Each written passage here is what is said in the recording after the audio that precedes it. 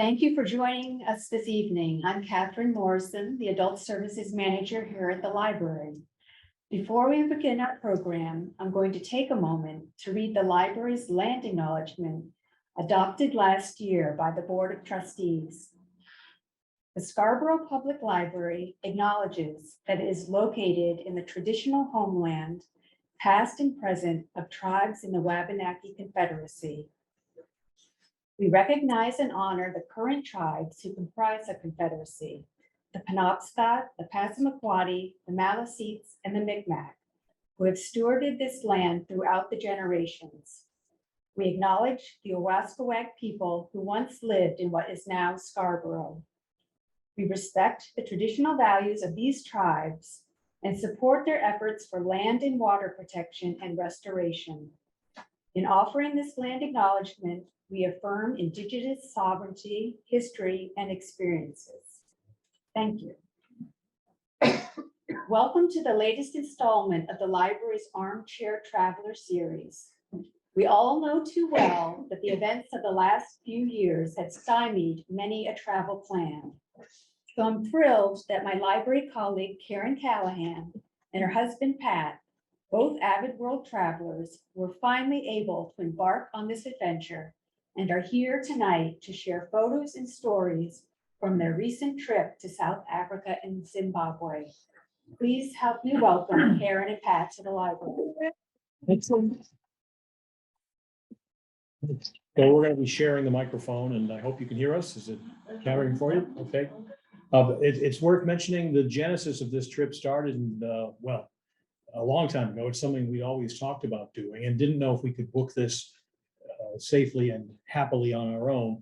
2019, we got wind of a tour group through a friend of our sister-in-law, and they were traveling out of Virginia, but they said they needed some more people to go on the trip. It was planned for August of 2020. I don't remember what it was that stopped us from going. Oh, wait. Yes. And so it got postponed again in 2021. And so this year we thought, well, it's going to happen. Let's hope it does happen. And so there we are. We finally got to take this trip. And I'll let you get started. Okay, we flew in August, and Sally, just so you know, the two of us flew from Portland to Newark, and then our flight was from Newark to Cape Town. The one from Newark to Cape Town was 15 hours. Yeah. Problem was all the rest of the group, the other 22, were flying out of DC, and there was weather involved. They did not make the flight from Newark. They told us, go ahead. It took them all 2 more days to get there because there is no flight every day to South Africa anymore. African Air, I think, went under during the pandemic, and we flew United.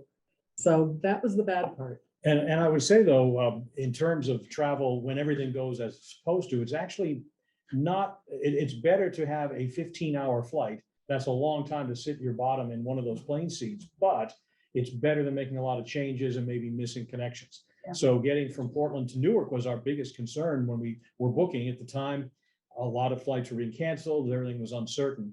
We booked early enough in the day, knowing there'd be another one we might get later in the day, left plenty of time to get the Newark flight to Cape Town. And as Karen said, it turned out we were the only ones who made the flight that night and flew overnight and arrived in the morning and got started. We didn't arrive in the morning. You arrive at about 5 o'clock in the afternoon. So it's only a 6-hour time difference from here to there. Seems like it ought to be more, but it's not. But it's a long flight, mostly all over water. And United. We flew United, yeah. And it was a really tough time to get the flight. It took them several months. So the first picture, when we landed in Cape Town, we went out on the red hop on, hop off bus, which they have.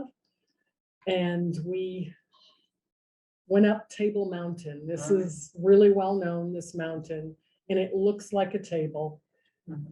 A lot of us kept calling it Tabletop Mountain. Did I just do that? No, you got it. Table Mountain. There is a cable car that goes up to the top, which unfortunately the week we were there was under repair. Well, winter maintenance, And because it is it's winter winter. in South Africa. Yeah, yeah. That's the thing. It's the first time we've been across the equator, south of the equator. And so The temperatures there, as we can talk about when we get to some of the specifics, but are cool, but not cold for us. It was in the 50s and 60s in August. So it's a good time to be there. And it's there only a couple of times do we encounter any significant heat. So you can see Table Mountain from just about everywhere in Cape Town. And this is the view from the bottom, really, of Table Mountain, looking down over the city of Cape Town and the ocean beyond it. And it's really a very modern and interesting city. And, it's pretty densely populated. And it's also, when we take the bus tour around, you get to go down by the ocean, palm trees and so on. And it's really rather spectacular. The next day, we went on a tour and we started it in Hout Bay, which is on the coast. We went down the coast and where we took a boat to go to Seal Island. And this feller came right up and was Just sunning snoozing, himself. really. Yeah, Now, that's an African sea lion, and it looks like he has a mane. yeah. And so he was. We didn't get close enough to touch him. We're not going to do that. They ask you not to, but there was no problem getting a little selfie with him. Yeah. And, Was this before, was this, okay, you were just taking off to go? but he right. was That was the dock at Hout Bay, and this Yeah, is the okay. boat we took out to the island. Which was really choppy. The water was incredibly choppy.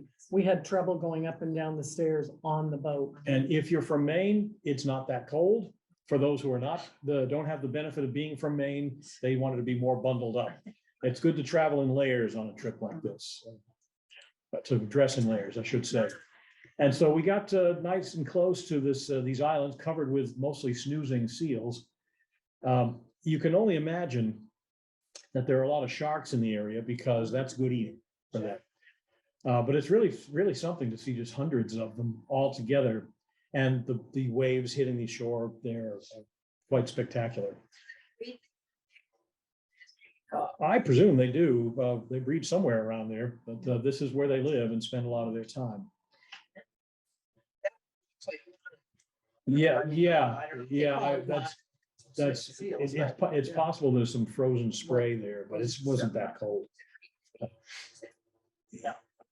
No. And so when the rest of the group got together again, the fall, this is the same day, we took the bus down to the Cape of Good Hope. Oh, yeah. And as you can see in the sign, it's the southernmost point of the African continent. And this is where the Atlantic Ocean meets the Indian Ocean. And we didn't have a great deal of time to spend there, which was kind of unfortunate because it was just spectacular scenery. But even getting there was interesting because, as Karen can tell you, there were animals on the road along the way. Yeah, it was incredible. The next slide, if you show, there were wild ostriches. I had no idea they lived on the coast. I just thought they were out in the bush, and we had seen ostriches out in the grasslands, but nope, they were just down right on the coast. We also saw a buck, an antelope buck. Yeah, there are many varieties of antelope in Africa. They don't have deer, they only have antelope. And there's so many varieties. So I don't recall which was the one we saw on that part of the trip, but you see enough of them and you start to see some of the differences in the markings and in the horns. You'll see some later in the slideshow.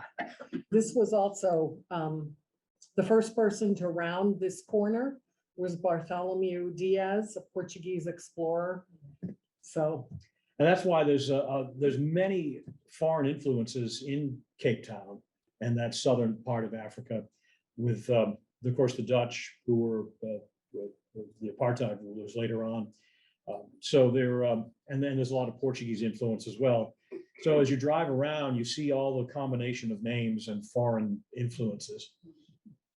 we went up a funicular to get up top there. We didn't Up go to the all the way lighthouse. to the top.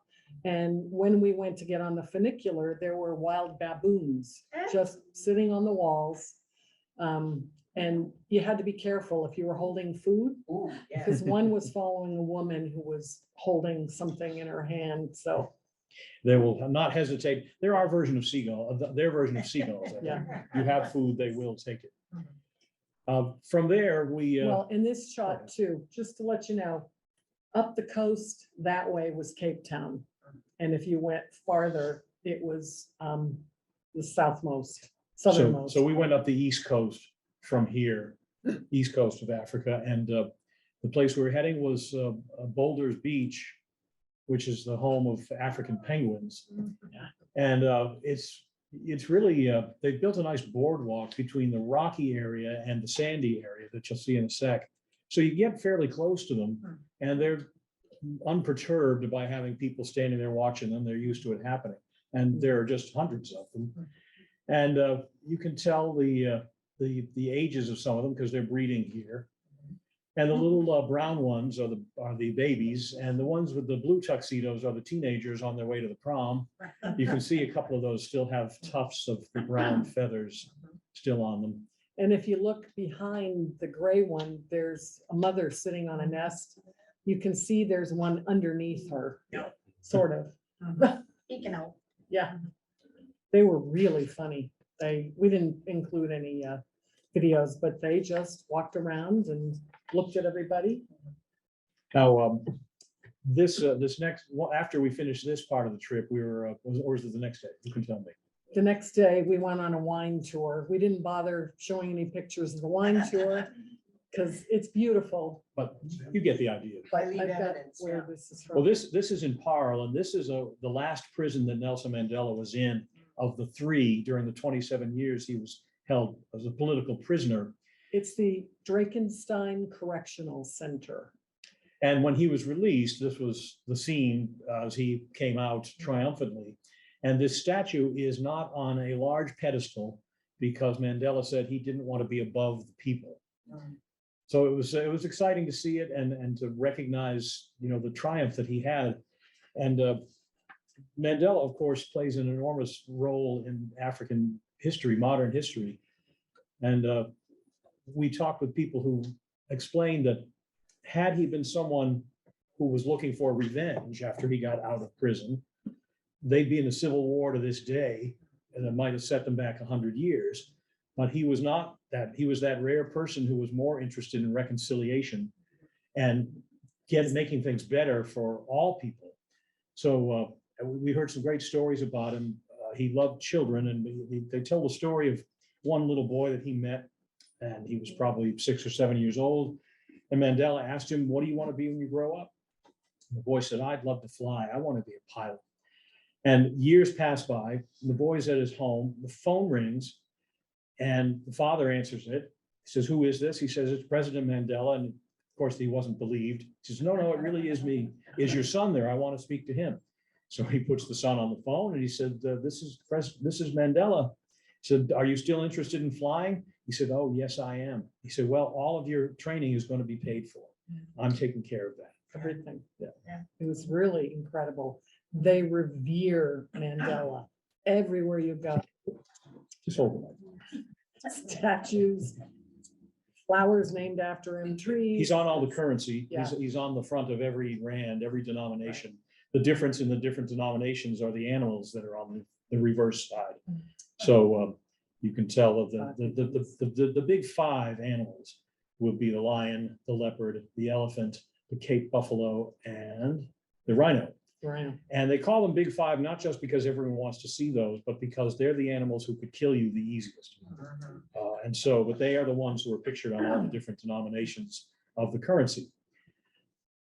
Can I ask, is the Mandela statue, is it in correct proportion? In other words, is it his size? Or is it great?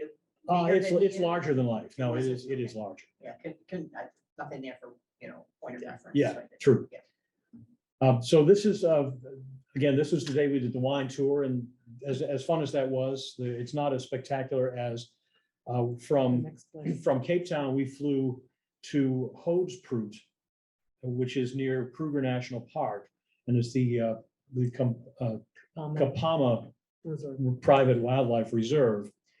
And we did half a dozen game drives while we were there. We did 3 in the morning and 3 at night. And so these are some of the things we see along the way on those drives.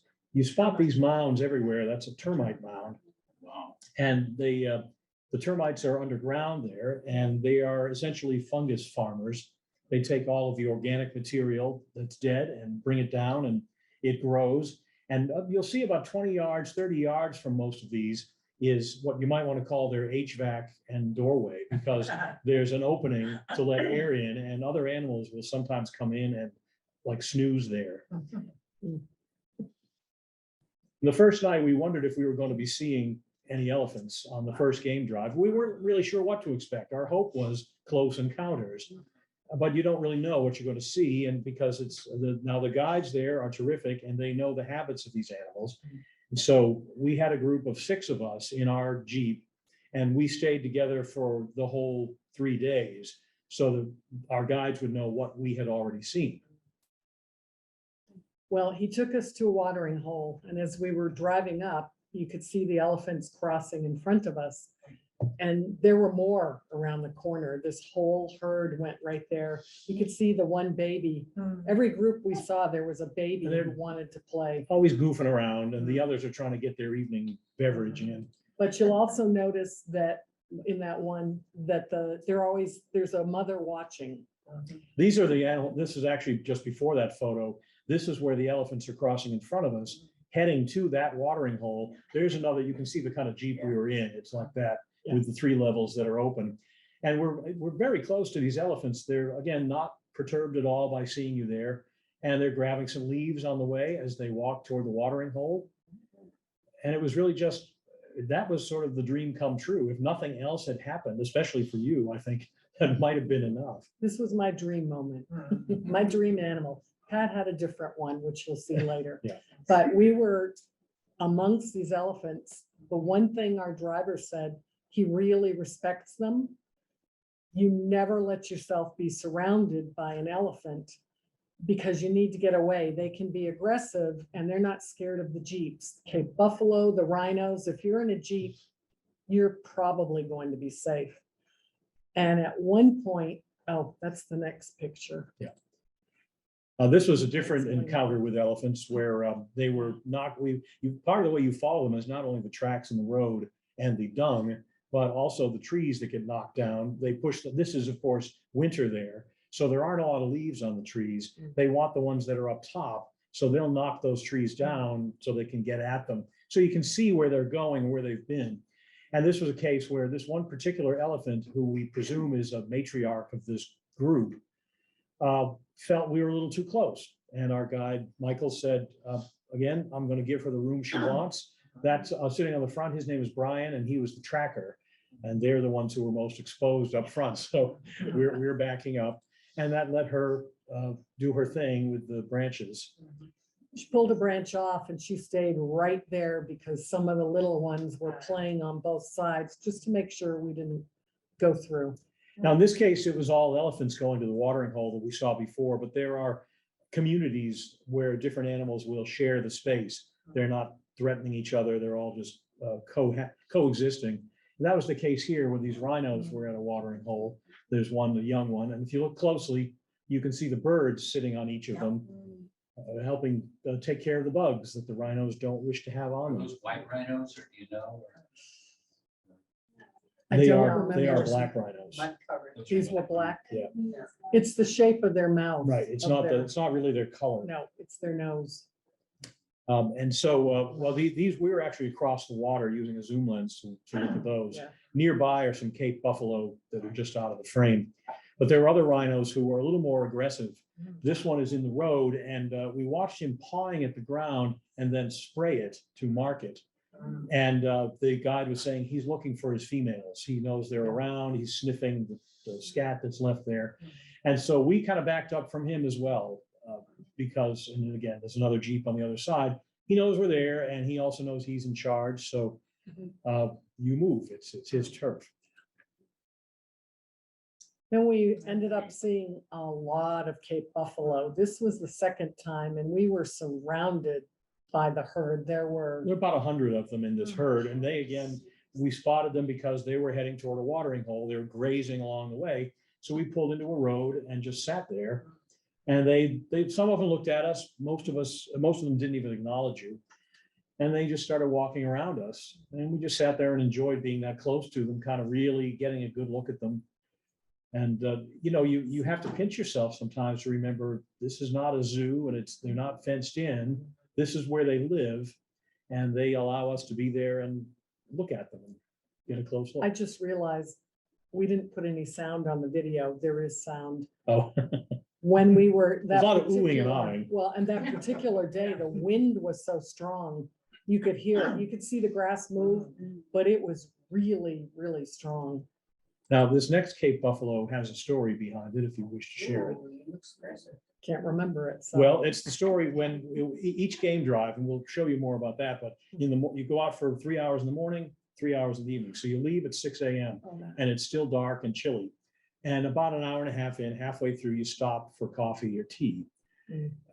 And Or on the, cocktails. well, in the evening drives, it's for cocktails. The first evening drive, our guide said, well, we're going to stop for a drink. We thought he meant water.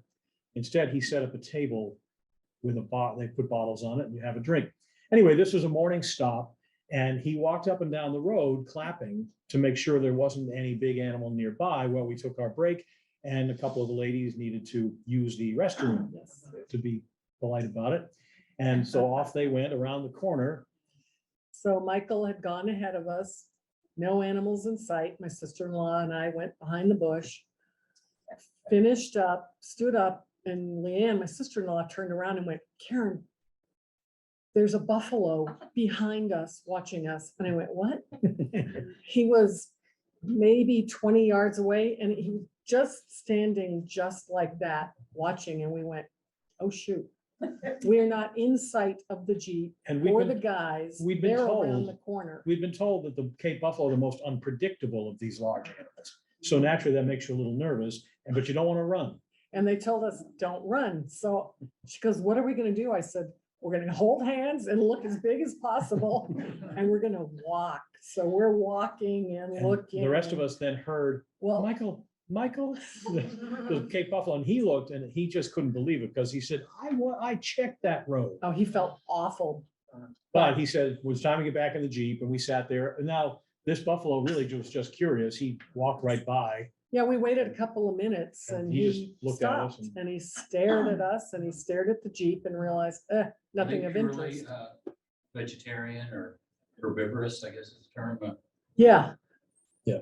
They are. But you still wouldn't want to mess with them if you didn't Yeah. have to. They will attack you. I mean, if you're in the way. If they see you or- as a threat. Now, the easiest If they're animal to heat. spot is that one. Yeah. And they also are incredibly mellow about the idea that you're so close to them.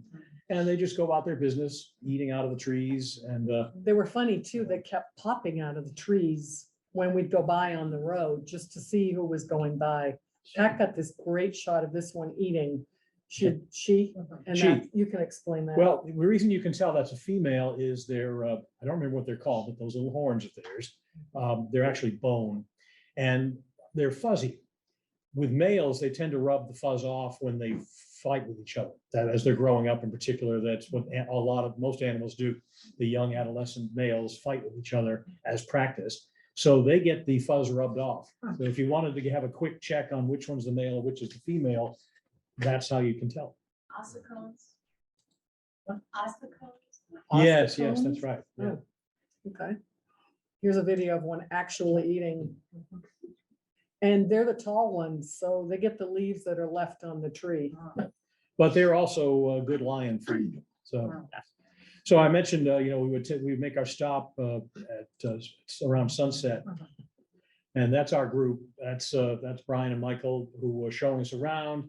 That's Leanne and Eric is Karen's brother. And the two on the right are our daughter and her husband. So it was really nice that we were on in the Jeep with our little family group.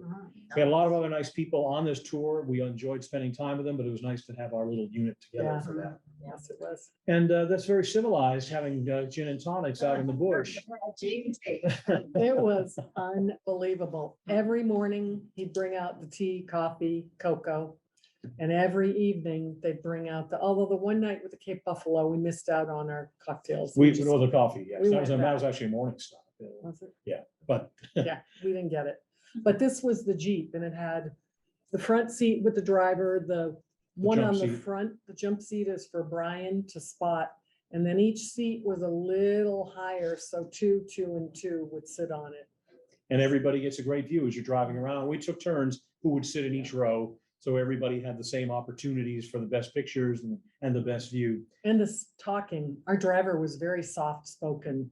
So if you were in the back, now it would be relayed seat to But seat. he was really informative, taught us a lot about what goes on with these animals out in the bush and how they manage things. We took a bushwalk one day, and this was the only day that was really hot. It was about 94 degrees, and this was 1 o'clock in the afternoon.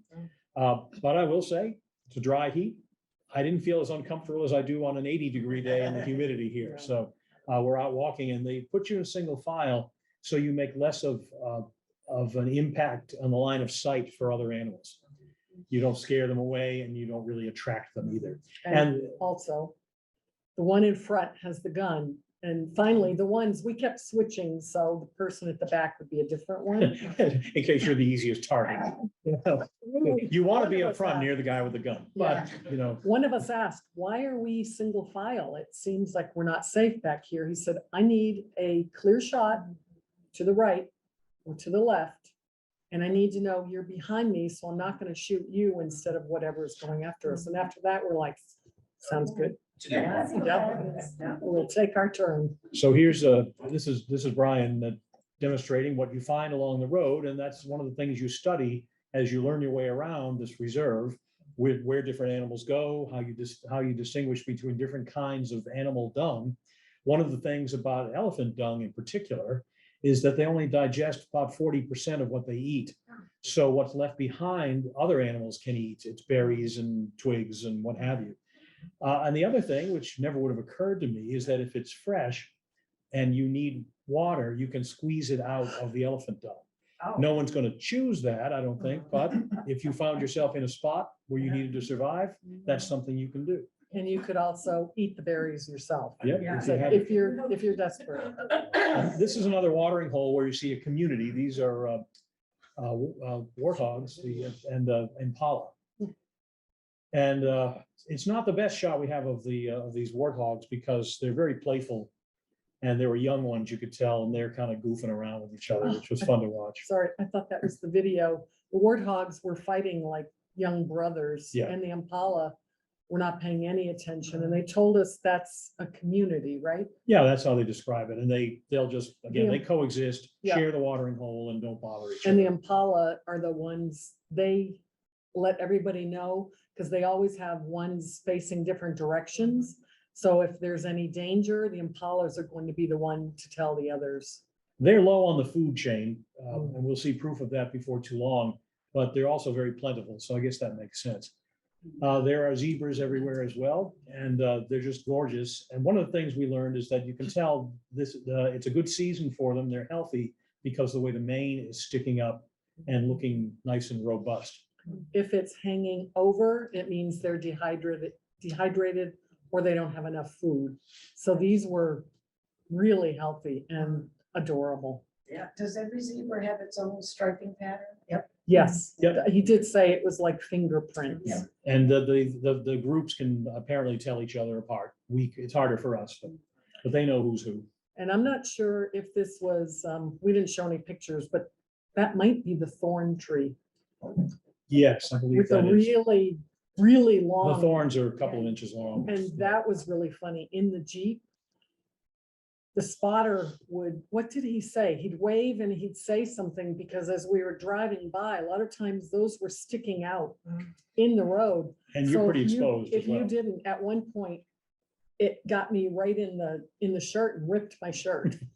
So you had to be really careful to Okay. watch the spotter, As you're driving, you had gotta to- keep your eyes yeah. open. because he'd see the bush go by first. But if, we're gawking and taking pictures. So This is a herd of wildebeest. We're told they generally tend to scatter when you get close, but these were not bothered by us being there. They sort of say they look like they're made up of leftovers from a bunch of different animals. Yeah. They're not the most beautiful animals of all, but they're very interesting to watch, and they're just kind of goofy looking in their own way. And of course, this is the best shot we got of a hyena, because they move pretty quickly. And they like to stay in the shadows And as they look to pick up what others leave behind. the tail end of the hyena is similar to the wildebeest. They also have that sort of sloping back. Did you hear it laugh? Did you No. hear him? No, never No. heard them make noise. He was just. We were walking. kind of expecting that at night on the evening game drives. It gets dark, sun goes down. And so Brian on the front has a floodlight and just scans it back and forth, see what you can see. The first night we saw an elephant trying to sleep, a lion trying to sleep in the brush and bothered by the light a little bit. But we never heard the hyenas. Now, I don't remember what this one is. This is Water a- box. That's the water box. This Okay. was a big watering hole that we drove by, and this and the next picture, they were in the same watering hole.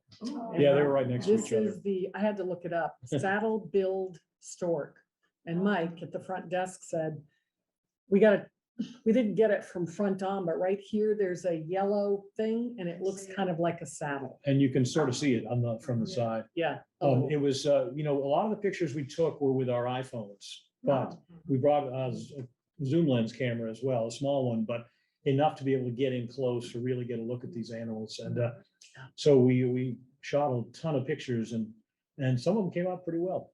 Was he a onesie or was there a flock of them? No, that one was alone, the only one we could see along with that water box. The two of them just happened to be next to each other, looking for something to eat or drink.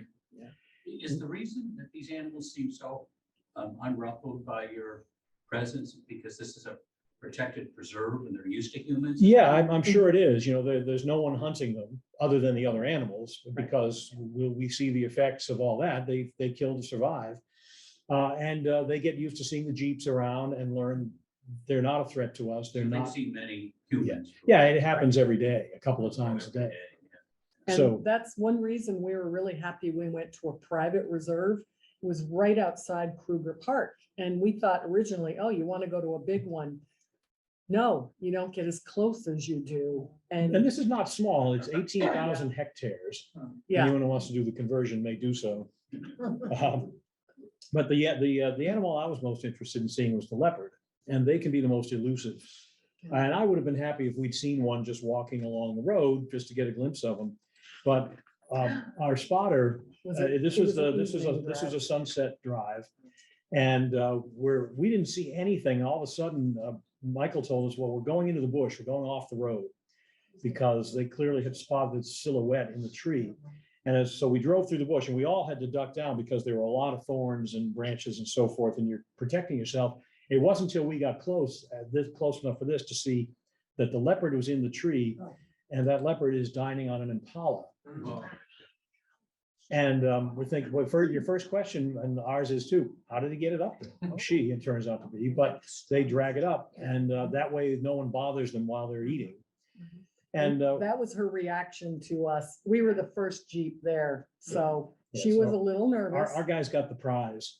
Yeah. And This is a video that if you could hear the video, you would hear it crunching. yeah, we were extremely close to it, and it was just breathtaking to see that happening right above your head. These gorgeous animals doing what they do. Is when I show these pictures to people, I say nature is not for the squeamish. And as you'll see in the next shot, Yeah. this is the zoom lens camera, and they were sort of dark because the sun was behind her. But when you lighten it and mess around with it on the computer, you actually get a pretty good image of barbecue time. But as the other two Jeeps approached, now the cat's a little nervous, and she's going to come down, and she's looking. What we realized, we moved our Jeep just a few feet to get a different angle, and we spotted in the brush the mother. They think it was the mother. She's sitting, she knows we're there, and we're very close to her as well, as close as I am to you. She knows we're there, but she's watching the tree, and the theory is that she killed the impala, brought it up the tree, ate what she needed, and then let the offspring have at it. And so that's what the one in the tree is looking at. She's looking not at us, she's looking at what we presume is the mother. And again, this is another case of being so close to these exquisite animals. And it was everything we'd hoped for, to be able to see them up that close. In the end, the one up in the tree did run down the tree, and our daughter was terrified. She was saying, "We're gonna die, we're gonna die, we're gonna die," while we're taking pictures. Pat admitted later, "Oh, it was about 30 seconds. No, it was there." just a brief instant. When she was halfway down the tree, she's looking right at us. Yeah. I was saying, I imagine she can leap pretty far. Yeah. Is this the way it ends? It'll make a nice story for someone to tell. How did he die? Well, yeah. Yeah. And at that point, when she ran down, they both took off. And what we were told, and so we left in our Jeep because the big show was over. Someone in another one that was there later than us said, right after the leopards left, the hyenas came. Yeah. And they got what was left. So that's how it works out there. Are they Everybody in gets. danger, these guys? I don't think they're listed as in danger, but I there don't aren't think as so. many of them. The population is relatively small just because they need a wide range. It's the same with cheetahs. We never saw any cheetahs on this trip, but they have them in Kruger and some of the other parks, but they need a big range for the pairs to hunt in. It's their spot. So a healthy population is still a small one. And of course, the spectacular sunsets and through the trees and we just saw it over and over again. Yeah, these trees happen to be the marula trees, and you make amarula liqueur out of it. It's purplish, but it tastes kind of like Bailey's. And Kate gave me a bottle after we got home because she'd gotten one. I was wondering, ooh, can we get it in the States? And she gave me hers. So the sunsets and sunrises were spectacular. Just what you see in every show you ever watch on South Africa, which just thrilled me. And we had our triumph with the leopards, which was really wonderful. And then the next day we wondered, well, now we want to see some lions. So we're driving along the road and come upon this particular stretch of road. And if you count, there are at least 7 that are visible in the shot. And most are ignoring us, but a couple. 2 up there. Yeah. 2 on the side. I couldn't see him in the shade. There's 1, 2, 3, 4, 5, 6. There's another one on the side. That's just what's visible. Is there a reason they're by them? They're just hanging out. It's like 8 a.m. and they're relaxing and taking naps. And I guess it's a comfortable place to be. And they told us they thought they had eaten the day before. So they're just being lazy and, They only eat every couple of days. yeah, once a week. I think. But isn't she beautiful? Look at the At least I assume it's a female. There are some young ones there. When you see them stretched out, you see the spots on their legs, so you can tell they're adolescents or young ones. But yeah, they're just amazing to see them like They're that. not laying in the sand, maybe that's been in the roadway that's been heated or something. Those 2 are, yeah, they were just in all different spots, Yeah. hanging out. And meanwhile, what we didn't see at first was the king, who was in the brush, keeping an eye on everybody. And he also was like 5 feet next to us. Our driver parked and then we looked over. Oh, He's pretty well camouflaged. Once you see him, you can't miss him. he never even looked. He could not have cared less. that we were there. Yeah. Nope. So we never saw, well, one of our groups saw lions with a zebra that they caught eating that, but we never saw them in action. But we did see them on a number of other occasions from more of a distance at night as they're starting to mill around and make their plans. But that's the last shot we have from the game reserve. Mhm. So And- they're never fed by preserve personnel. No. Oh, no. Everything they eat, they catch. And the other thing is interesting, if you had to go to the bathroom out there on one of these drives, they brought a paper bag and tissues and you put everything, you don't leave anything. They don't want you taking anything. They put it all back, bring it back to the camp. So it's as much as nature for them as possible. Yeah. And in terms of human interaction, again, it's just there to observe. In fact, we talked about the elephants and I think one of the things that women in particular really seem to love elephants. And I think it's partly because they're a matriarchal society. Yep. They are in charge and they're the ones who demand respect and they look out for their families and everyone in the herd is a family. So you'll see the young ones, if a young one gets into some sort of trouble, the others come running and they'll take care of it. They say the elephants have, I think it's 7 sets of teeth for their lifetime. And as they wear out about after 10 years, new ones move in. After that, the elephant is now 60 or 70 years old and it's harder to get nourishment. They now have to eat soft food. They go to marshes and find softer things to chew on rather than chewing on the trees and the bark and all of that. Mm. And they essentially will eventually starve to death. They don't feed them. They don't care for them. That's just the natural cycle that the reserve lets play out. which is as it should be, because the elephants are safe there and they'll have long, healthy lives. But at some point, those lives will come to an end, and you don't take measures to stop it, nor do they generally cull them. I think it's happened on occasion. I don't know if it happened in Kapama at No. all. On Kruger, it, They will, talked if about it. the herds get too large, they do sometimes cull them. But that- So after that, we flew from Hoedspruit to Johannesburg and the township of Soweto, which is of course quite historic. So we spent much of a day driving on a bus through Soweto to kind of learn some of the history. And it's an interesting place. There's clearly still a lot of poverty there. There's a lot of political corruption, we're told, but there's also a lot of optimism. We don't have a lot of pictures on here that show that, but some of the signs that talk about community spirit and that the people know that they're working together, they can improve their lives. we did stop for lunch here, which was really interesting. They took us to a restaurant where only we were there called Chez Alina. And it's nothing you would have chosen yourself if you're just driving through there, because it's way off the beaten path. And it didn't look like much, but they had made all local food and it was buffet style and it was really, really good.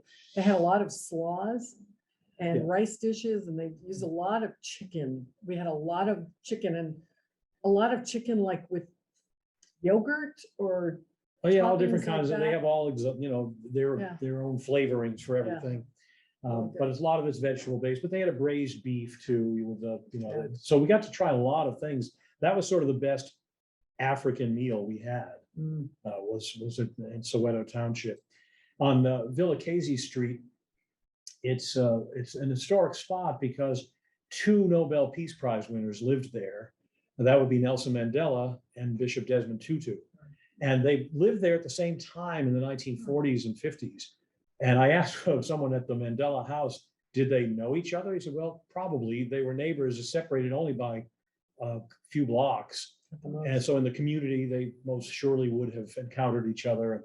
It's pretty remarkable bragging rights for that street to It's say. the who only came one from in the there. world that has ever had two. And the Mandela House is now a museum, which we went to. And it's what they call a matchbox house. It's very small. This is the courtyard. And you can tell about what's special about that tree behind us. That tree was, I think, a gift from Australia. They planted it. Mandela planted it. And then after they planted it, as they had children, he and Winnie, they put the umbilical cords under the roots. For children and grandchildren. So it becomes, it's Yeah. a tradition. And the tree grows rather healthy there. Yeah, it's very, and you can see.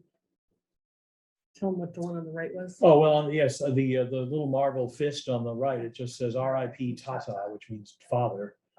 And that's for Nelson. And on the other side is a little memorial to Winnie Mandela. And when Mandela was released from prison finally in 1990, he came back to this house, but didn't stay long because he was too well known at this point and everybody knew where he lived. And as much as he wanted to stay in the neighborhood, he realized it's far too disruptive to life here. So he was only there, I think, 11 days till they moved out again. Huh? Yeah, but what they have inside the house, this, for example, this is the wood stove. And that ash can lid is a souvenir of the 1976 student uprising in Soweto Township, which people were using as shields. And there's at least one hole right through it. So one of the things we learned, I don't think there's any photos of it, but one of the things we learned when we were there was about this uprising. And in this country, when students decide or anybody decides to have a protest of something they don't like, they're allowed to do so peacefully and they're protected.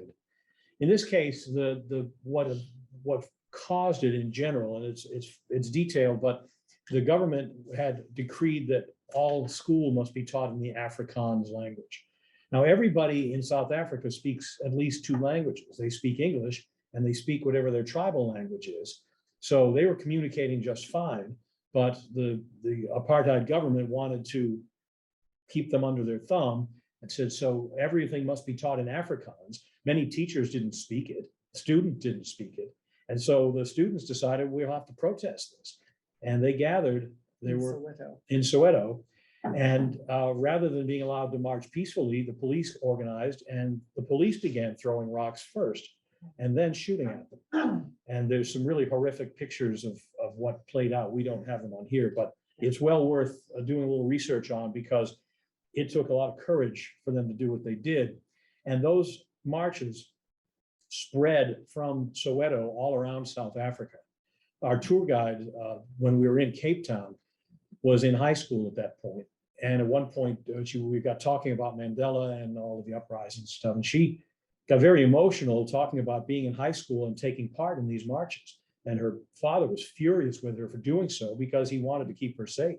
And she said she was one of those beaten by the police. She wasn't shot, thankfully, but you know, it's still a painful memory for them, but they felt they were right for standing up for what they knew was an against what they knew was an injustice. So what was the outcome of that? Were the classes still taught in Afrikaans or? No, they ultimately they were not, but it took time. You know? I think it took a few years for them to change. This was a demonstration happening on the street outside Mandela's house because it's a little tourist area and there's market stalls and so on. Yeah. We were told it's fairly authentic and clearly very athletic. Yeah. It was funny. Everywhere we went in Cape Town, everything was handmade. And in Cape Town, there weren't people hawking all the time. When we got to Johannesburg, where we just were, these people were very insistent and they'd come up to you and try to get you to buy something. Didn't matter if you were just getting off the bus, on the bus, there, it was really bad. So this is when we went to Victoria Falls and took a cruise on the Zambezi River. And we got word that all the cruise boats are in communication with each other. And someone said, there's elephants playing in the water. So we all hightailed it over there. And we watched them goofing around, pushing each other under the water and so on. When it was time to get out, we were close enough to really get a pretty good view of them. Don't click it yet. The one on top ends up dusting herself with the dirt. Not in this video, though. I just saw some dust go on the. Well, there's Yeah. actually I'm pretty sure that's what she did. no, this just keeps looping. Okay. So there's the, as they come out, and I guess we didn't include the image of the dust. There was one of the elephant throwing the dust on his or her back. Keep the bugs off. The one of the large animals, not the big five, but of the big animals you want to see is the hippo. We in our group never saw one out of the water, just in the water like that. You'd spot their ears wiggling above the water line. Big old mouth. That's where they like to stay. And We also saw a crocodile, but it was too far away to take a picture of. I just wanted to say one thing. This is a sunset there. We flew from Johannesburg to Zambia. We got picked up by a bus in Zambia, went to the border where we had gotten visas, but it turned out not quite the right visa. well, we had the visa to get into Zambia, but not one into Zimbabwe. And so we had to wait in line to get one of those at the border. And the buses aren't allowed to travel across the border. So they would empty that bus in Zambia, bring it over to the Zimbabwe side, and then we would get in the bus on the other side. And it happened both. When we went into Zimbabwe and when we came back out of Zimbabwe, we kept having to change buses. So it was just different. And spectacular sunsets also. And just being on the Zambezi River was incredible. Yeah, this is This is a vervet. Actually, I think this is back in the safari park, Right, or it was in Victoria Falls. I don't remember. That should be a video. nope. But in any case, in Victoria Falls, we saw baboons in the road. This was actually back at the game preserve. This is out of order. But this was near where the lodge we were staying in. And they were running around in the backyard and jumping from tree to tree. And this is what we happen to get a picture of, just running across the road in front of us, the walkway. But I don't understand. It is a video. I don't know why it's not. I don't know either, but in any Oh, wow. case, in Victoria Falls, apart from the spectacular falls itself, there's the Victoria Falls Wildlife Preserve.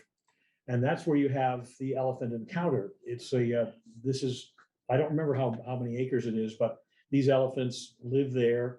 They are there for educational purposes as well. So when groups come to visit, the guides go out and bring them in. There's one for each elephant.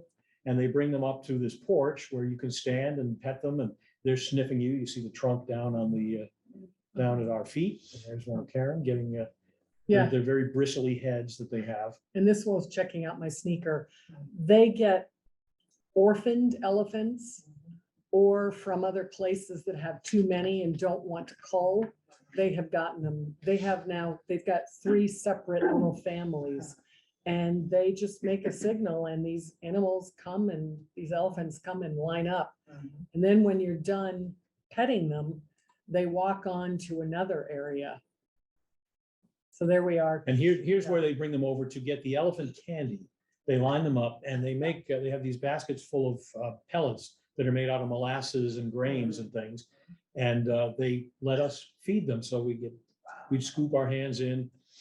And that big one in the middle was Jumbo. And so you say trunk up. Yeah. You'd say trunk up and you throw it right in the mouth, or you say trunk down. And you'll see what they with trunk down, then they take it in the trunk and put it in their own mouth. And it was so much fun. And they're obviously enjoying it because they like the snack and they obviously don't mind people. And we could feed as many as we wanted until the grain was done. So we're all just swarming. And if you noticed before on the tusks on the adult elephants, Oh, you can sometimes go back. it just keeps looping the video. No, It's well, silly. go back to the other slide. Go back. on Yes. The tusks, you'll notice if one is shorter than the other. Well, you can tell if they're left-handed or right-handed. It's the one they use to poke things and pick things up. It wears down. So his right hand one or hers is shorter. And this was, now, if you look behind this small elephant, the others are walking away. They're done, the snacks are gone, and they're heading back out into the bush. But the young one's thinking, "You sure there's nothing left?" and Yeah. coming back in. Yeah. But the guide told us, "No, she's gonna want to headbutt you if she comes in here. We can't let her in."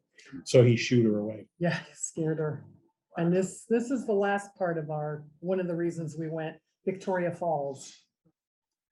And this is winter, so you said. It's not the high water mark. There's still plenty of water coming over those falls. And that we're on the Zimbabwe side, you're looking at the Zambia side across the way. Up on top is Devil's Pool. You can't really see it in this shot, but it's a section of the Zambia side where people can swim out to it and go right up to the edge of the falls. There's a natural barrier. Oh. But they also, when you get close to it and you want to get your selfies and so forth, the pictures of it, they'll have someone hanging onto your legs. Yeah. So you don't go over. And we're promised that did they not. didn't lose any. We didn't try It's not that I wouldn't, it's just we didn't really have enough time. enough time. And so, but it's really a wonderful spot. There's a whole national park here. And as you walk through the canopy of trees, it's a literal rainforest in that it's raining on you because there's so much mist in the air and it's dripping on you from the trees. And the other thing is Zimbabwe, you can see up to a mile, I think it was. Yeah. If you're on the Zambia side, you only see where the Devil's Pool is and it's much smaller. So we walked for a mile along and went down all these points where we could see the waterfalls, and we did get very wet. And it's one of the longest in terms of how far the water goes in the world. Any idea how that would compare with, as far as length or height with Niagara Falls? They actually showed a comparison of it, and it's deeper, but not as wide. So the water falls farther. Wow. And they showed different falls around the world, which ones have the most this or that, and Yeah. I don't recall all of it. We do have That's a all picture there. showing it somewhere, but not here. We couldn't put all our pictures in here. Yeah, but that's yes, a little That's the end. farewell to Victoria Falls. Yeah. So And by this point, it was a lot hotter. We had been in the park, it would be freezing in the morning. You'd get hot water bottles and blankets. And in the evening, when the sun went down, it got cold. It was back up to the mid-80s when we got to Zimbabwe. And the other thing was, it was the first place we noticed the mosquitoes and spiders. It was the only room where it had mosquito netting. And so part of our preparation to go, everyone is, I'm sure you know, you have to get various inoculations depending on where you're going. And we're fortunate the main medical center has an immunology department. So you go in, you make an appointment and you talk with the doctor, the one we worked with, who actually had spent a lot of time in Africa. So we look at the map, says where you're going, when are you gonna, how long are you gonna be there? Here's what you'll need. And so for the shots we got for the whole trip were typhoid and hepatitis A. And then they also gave us anti-malarial pills. And we didn't have to start taking those until a couple of days before we went to The game. to park. Zimbabwe. No. Oh, game to park. to up to Kampala. And you have to take them for about a week after you get home, just to finish the course. And some say they give them bad dreams, but Yeah, the doctor said you might get, and I dream a lot, so we're not sure. but it's nice, so you know you're protected from, there are other kinds of inoculations depending on where you're going. And up in, Johannesburg and points north, there's more risk of malaria. So Victoria Falls, as you say, was the only place that had mosquito netting around the bed. Yeah, and we drank bottled water the whole time. Oh, yeah. There were Even a though, couple of in hotels Cape that Town, said- for example, that's a Yeah. pretty civilized place and the water's probably fine, but And we all brought anti-diarrheal medicine Yes, because right. they said Just you in really case. need to. Yeah. We brushed our teeth with bottled water. We just yeah. did not want the vacation ruined. So No. nobody in our group got it, but our daughter and another woman got really mosquito bitten in Zimbabwe. And when our daughter got home to the States, she ended up with really bad hives and had to go to emergency. Oh, yeah. So, but they were the only 2 out of 22. and there was a young, the tour guide's son, grandson, who's about 17. Yeah. He was along on the trip with her and he was bitten by a spider and had to be taken to the hospital as well. Really. couldn't breathe. bad. He was fine after they gave him some prednisone or something like it. But there is always that risk of, that you're exposed to things you're not exposed to around here. Just want to show you a couple of souvenirs. Oh, Yeah. great. While you're getting those, Karen, why was it hotter, Zambia and Zimbabwe? Were you that much closer to the equator? Yeah, you're farther north. I don't know the. Yeah, I mean, if you look at a map, you'll see it is farther north and that's what happens. Oh, elephant. Yeah, this is from the Victoria Falls Wildlife Preserve. And this is one of the elephants we petted and fed. And it's a brilliant idea. They have this paper they make out of what includes elephant dung. It's all organic paper and made in the old fashioned way. And then they press it out and they take it, and the elephants now know the routine. They come when it's time to stamp some pictures. They lift the foot up, they put some paint on it, they put the foot down, they do it again like an assembly line. And so what's interesting is each of them is completely distinctive because their feet are wearing differently. To us, when we looked at several different of the ones that we could see all of the 4 or 5 different elephants, which looked most interesting to be hanging on the wall, I thought this looked like the jungle. Yeah. There was another, Bush, that- trees. Jumbo was the elephant whose footprint looked kind of like a map of Africa. If you look closely at it, you could sort of see it. And of course, African elephants' ears look like the map of Africa. And that's the way when you see a picture, if you want to say, oh, which are the Asian or African, that's the easiest way. If the ears are stuck out, you got your clue right there. Yeah, they have the big ones. And, well, you could say, I brought some of the crafts to fill up. Did you choose to go at the time you went because you would see the big 5? And I mean, there are certain times. Well, it's also, it's more temperate, it's a comfortable time to go because it's winter.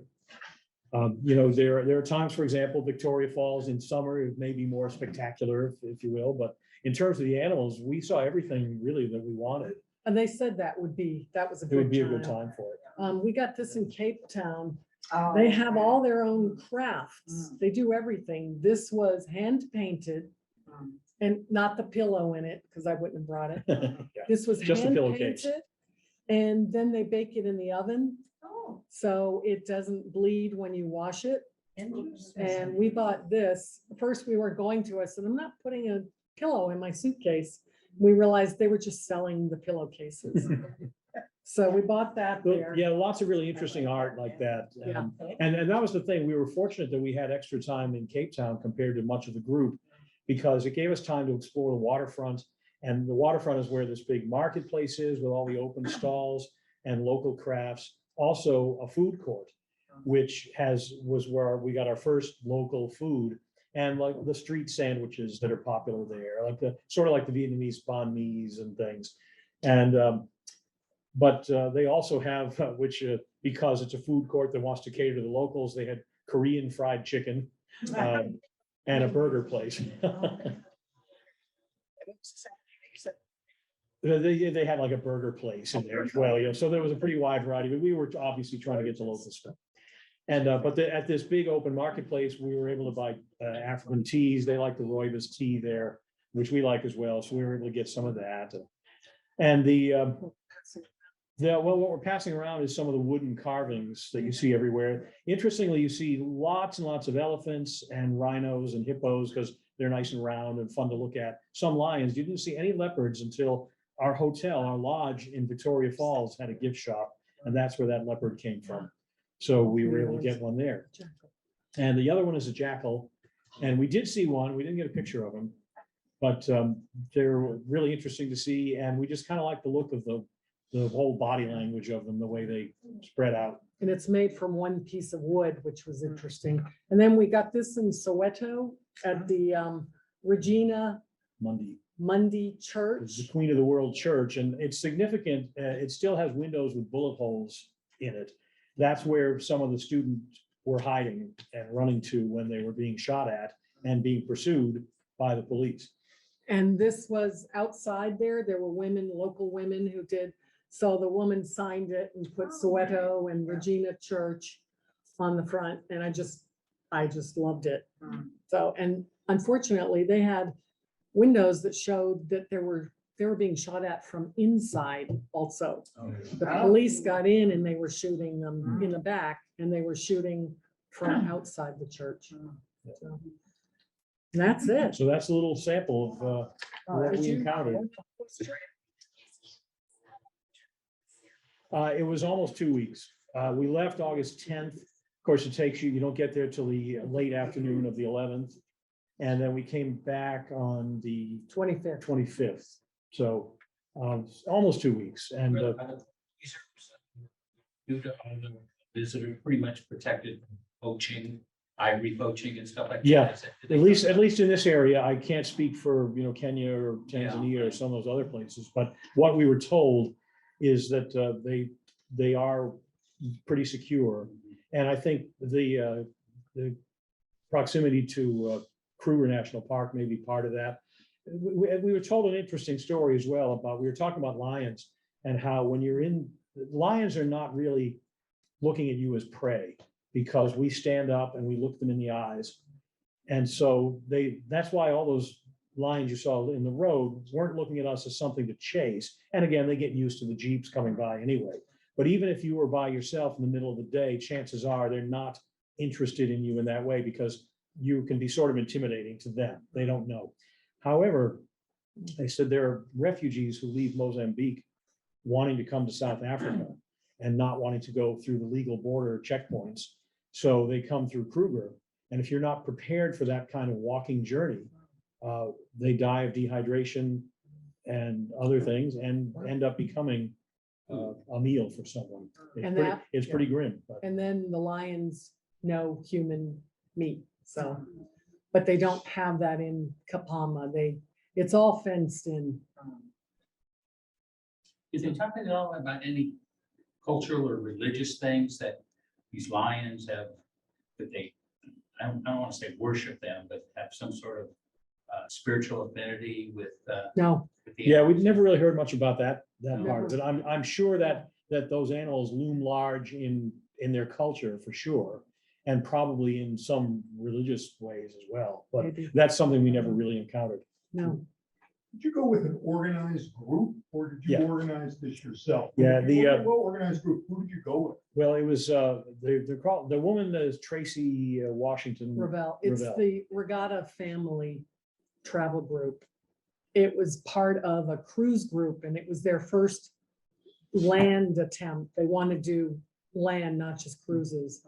But it was actually through Regatta family, and originally they needed 16 people, which is why my sister-in-law's friend said, "Oh, you guys want to come?" And we said, "Sure."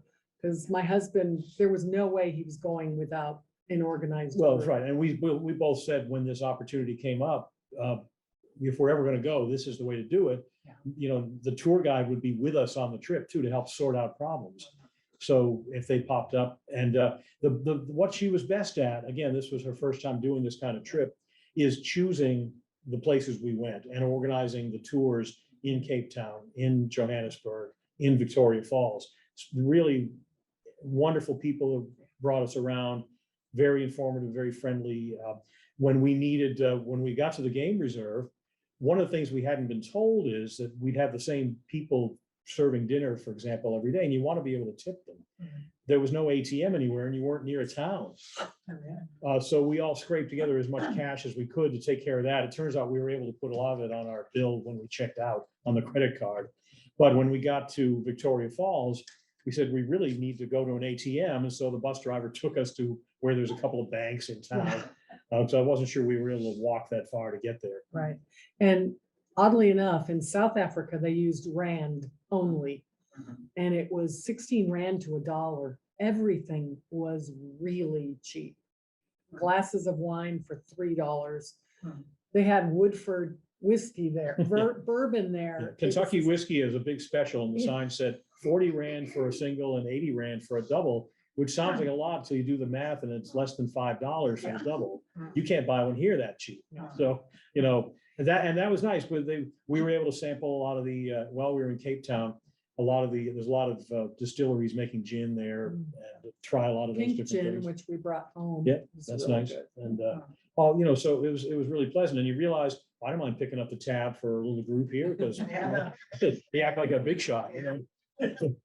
But yeah, it was an organized group, and we had different excursions we could do in each town. So not everybody did the same things. A few people in our large tour group did a shark encounter, shark cage, which I was interested in at first.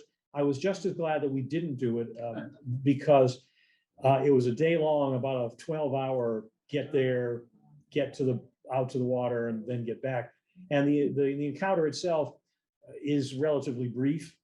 I've seen sharks up close in an aquarium. I'm sure this is fun if you got a lot of time, but that was the day we did the wine tour. And I think we made the right choice. That was the other thing, the wine tour.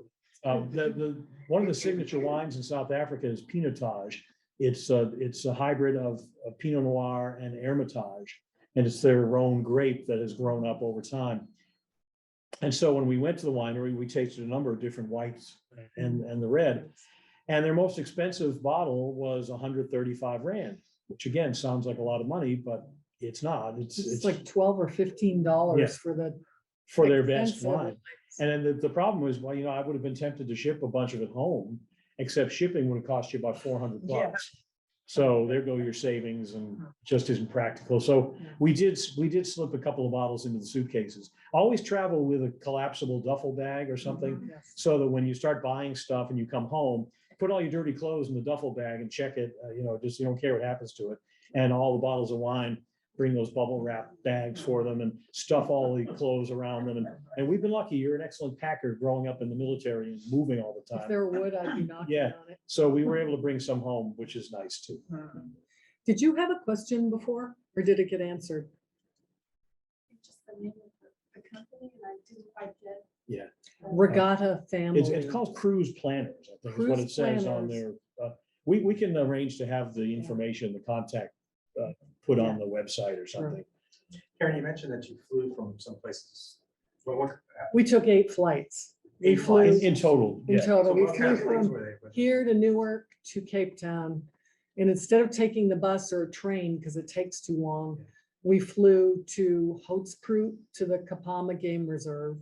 We flew from there to Zambia, took a bus to Zimbabwe. Yeah. Oh, But wait, we you asked went what to kind of planes they Johannesburg. were. They were small jets. They weren't Yeah. puddle jumper planes. They were regular jet service between these different African Also the regular commercial destinations. Right. Yeah. flights. Small ones. And it was very comfortable, and, you know, they were mostly like 90-minute flights, roughly. Yeah, we flew in and out of Johannesburg too. I forgot that Yeah. one. Besides hopping on and off the bus in Zimbabwe, were there any glitches at all during the 2 weeks that were No, just a few things like we weren't prepared to have enough cash on us, you know, Yeah. when we got to the airport, and again, you're a little punchy when you first arrive because it's been a long flight. And we're about to get on the company that's running the tours that was supposed to pick up 24 people is now picking up 2. So the woman named Arlene, her husband runs the company, Hilton. And we stopped at the ATM and I'm trying to figure out how much do we want. And I think we got 500 Rand, thinking like when you go to Europe, 500 euros should last you a while. But 500 Rand doesn't last you very long at all. Did not last. Our first dinner that night was, we charged it was 640 Rand, which we figured is about $32. You know? With wine, So, dessert. Yeah, so that was, you know, it would have been nice to have a little more information about, this is probably what you're gonna need, you get more cash. But when you go to Johannesburg and then especially in Zimbabwe, not Johannesburg, but in Zimbabwe, they use American dollars or Rand and they prefer dollars. Things are more expensive there because you're paying in dollars. Right. The Zimbabwe dollar is worthless. And in fact, people, the street guys who are always trying to sell you stuff are selling $1, $5, and $10 billion bills. For $1. Which we kept some of the South African Rand to bring home as bookmarks because it was, you know, like a 200 Rand note isn't, it's not much. In your trip, well, I had 2 questions. Did you fly home from Zimbabwe back to the States? or- Yeah, No, we flew from Zimbabwe to Johannesburg, from there to Newark. Oh, okay. And the other thing was, in these various places, well, I'm thinking now about was it Kampala? The Kapama. Kapama. Yeah. Or even when you were down in Cape Town, any of the local people who were African, okay? Did they talk about, or did you ask, or did anybody say, I'm from such and such a tribe, or my people are? We asked some of them about that. yeah, and also the tour operator, Arlene, who told us she's lived there her whole life. She was telling us about the different groups and the fact, and she was teaching us some words in Zulu. And I can't remember, there's another longer name that a lot of them speak, which I've totally forgotten. But you'd hear different servants in like the restaurants or in the hotels speaking different languages to each other. But they all understand each other. They'll just speak in English if they don't. Yeah. So. Does Mandela are there a lot of parks and statues and named after him? Or Yeah, I'm sure there are, but we didn't really encounter that many. One of the things we didn't see in the photos, but when we were in Johannesburg, we went up to Constitution Hill, is that what they called it? Yeah. And there's an old fort up there from the 19th century. And that's one of the prisons that Mandela was kept in. And that prison was open and running up until the late 1980s. When the change came and Mandela was released. And so they have video testimonials from a lot of the people who were held there. And the treatment of these people was positively medieval. It was just brutal, the most degrading, humiliating treatment you can imagine.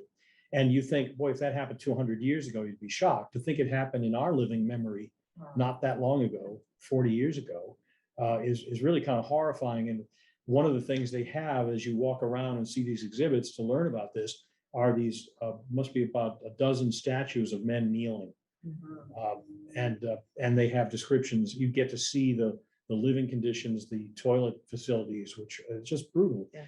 But what they pointed out, we saw the infirmary and the bed that Mandela used because they kept him in the infirmary, not because he was sick, but because they knew he was too influential and they didn't want him riling up all the other prisoners. So he stayed there, but yeah. And we the went- biggest, I didn't mean to interrupt, but the other prison that he was in for a long time was Robben Island. You've probably heard of that. It's about 10 miles off the coast of Cape Town. You have to get there by boat, of course. We were going to go there one afternoon and the weather was not conducive to it. Yeah. Too many waves because it is so far offshore. But that's the one you hear most about. But these other 2 prisons, they moved them around. They have, we went to Kirstenhof or something. botanical garden, and they've got flowers and trees named after him. You see his name everywhere. Yeah, it's just. It's like in India, Mahatma Gandhi, I mean. Yeah. Yeah. Yeah. Thank you, folks. Yeah. Oh, thanks. this is wonderful. Thank you.